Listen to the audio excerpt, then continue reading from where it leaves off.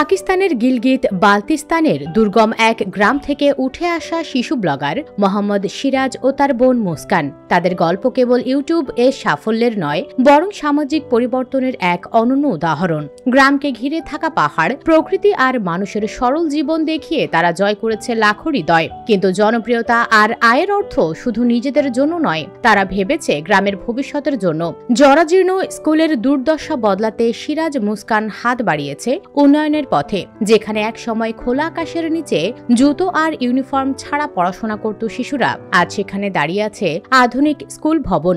Video বার্তায় সিরাজের বাবা মোহাম্মদ তাকে জানিয়েছেন তিনি চাইলে রাজধানীতে চলে যেতে পারতেন, কিন্তু তিনি সিদ্ধান্ত নেন কষ্ট করে গ্রামকে উন্নত করার। সিরাজের অর্জিত খ্যাতি কাজে লাগিয়ে এগিয়ে আসেন আরো অনেকে, বিশেষ করে দাতা ফৌজিয়া জাকি ও তার ভাতিজি জেহরা জায়দি নিয়েছেন স্কুল নির্মাণের সব দায়িত্ব।